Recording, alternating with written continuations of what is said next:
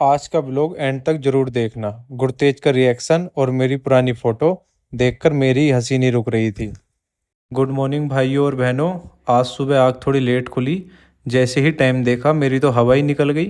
फटाफट रेडी हुआ, मुंह धोया, कपड़े पहने और बाइक उठाकर निकल पड़ा। आज मेरा मिशन था गुरतेज की मौसी को एग्ज़ाम सेंटर से लेने जाना। मैं फुल स्पीड से निकल गया। लेकिन भाई आज तो रोड ने भी सोच रखा था, बिना टेस्ट लिए कैसे छोड़ेंगे।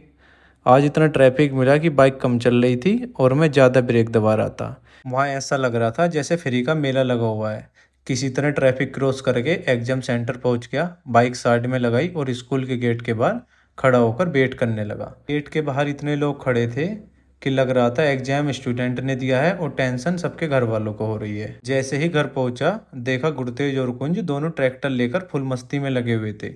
वैसे कुंज गुरतेज की मौसी का बेटा है, दोनों मिल जाए ना फिर घर को ही प्लेग्राउंड बना देते हैं।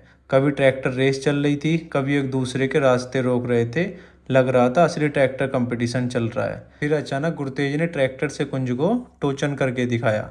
बस भाई वो सीन देखते ही मेरे दिमाग में सीधा सिद्धू मूसेवाले का गाना बजने लगा, टोचना दा जट भी सुकीन मुड़ तो।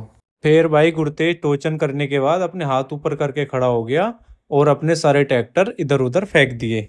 थोड़ी देर बाद पता नहीं किसी बात पर मेरा और कुंज का कंपटीशन शुरू हो गया। चैलेंज ये था कि टेबल टेनिस बैट पर बॉल को बिना गिराए सबसे ज्यादा देर तक कौन उछाल सकता है। इससे पहले चांस कुंज भाई साहब का था। फुल कॉन्फिडेंस में थे, ऐसा स्टैंस बना रहे थे जैसे ओलंपिक फाइनल खेलने वाले हो। मेरी बारी आई, मैंने बैट हाथ में पकड़ा और मैं सोच रहा था आज इसको हरा कर ही रहूंगा। लेकिन भाई दो चार हिट के बाद ही बॉल ने मेरा साथ छोड़ दिया। बॉल सीधे नीचे गिर गई और कुंज जोर जोर से हंसने लगा। थोड़ी देर बाद कुंज और उसके मम्मी पापा अपने घर के लिए निकल गए। घर एकदम शांत हो गया था और मैं भी थोड़ी देर के लिए सो गया था। जब आँख खुली तो याद आया आज सैटरडे है और हमारा प्लान था शाम को शनिदेव महाराज के मंदिर जाने का। बस फिर क्या था, सब फटाफट रेडी हो गए और कार में बैठकर मंदिर के लिए निकल पड़े। मंदिर जाते हुए रास्ते में एक सीन हो गया। एक भैंस का बच्चा और भैंस काफी देर तक हमारी कार के आगे आगे ही चल रहे थे। हम हॉर्न भी बजा रहे थे लेकिन उसको कोई जल्दी नहीं थी। लग रहा था भाई ने रोड पर अपना पर्सनल वॉकिंग ट्रैक बना रखा हो। मैं आराम से पीछे वाली सीट पर बैठकर जा रहा था। ड्राइवर की सीट पर मीनाक्षी थी और मैं पीछे वीआईपी पैसेंजर बनकर सिर्फ बाहर का व्यू एंजॉय कर रहा था। गुरतेज साइड में बैठ के एसी ऑन ऑफ करने में और म्यूजिक चेंज करने में लगा हुआ था। देर बाद हम शनिदेव महाराज के मंदिर पहुंच गए। मंदिर के बाहर पहुंचते ही सबसे पहले प्रसाद लिया। अंदर जाते ही दिल को एक अलग ही सुकून मिला। बाहर रोड पर ट्रैफिक था और अंदर फुल शांति। लग रहा था बॉडी का रिसेट बटन दब गया। जूते उतार कर मंदिर के अंदर चल दिए। मैं मन ही मन बोला, भगवान जी पूरा हफ्ता ऑफिस में बहुत काम कर लिया, अब थोड़ा ब्लेसिंग भी दे दो। मंदिर के अंदर जाते ही घंटियों की आवाज और माहौल देखकर दिल खुश हो गया। पहले आराम से दर्शन किए, फिर हाथ जोड़कर सबके लिए दुआ मांगी। और हाँ, मैंने ये भी बोला, भगवान जी ऑफिस का वर्कलोड थोड़ा कम करवा दो। शनिदेव महाराज के दर्शन करने के बाद हम मंदिर के अंदर ही शिवलिंग जी के दर्शन करने के लिए चल दिए। जैसे ही शिवलिंग के पास पहुंचे पहले हाथ जोड़े और बड़े श्रद्धा से दर्शन किए।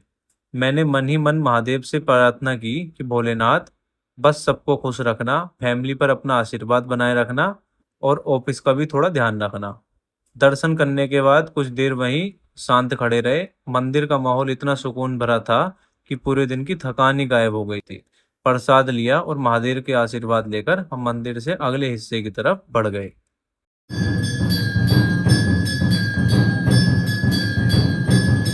के बाद हम जैसे ही हनुमान जी के मंदिर के पास पहुंचे देखा कि हनुमान जी की आरती शुरू हो चुकी थी। पूरा मंदिर घंटियों की आवाज से जय श्री राम के जयकारे से गूंज रहा था। हम भी वहीं शांत होकर खड़े हो गए और पूरी श्रद्धा के साथ आरती में शामिल हो गए।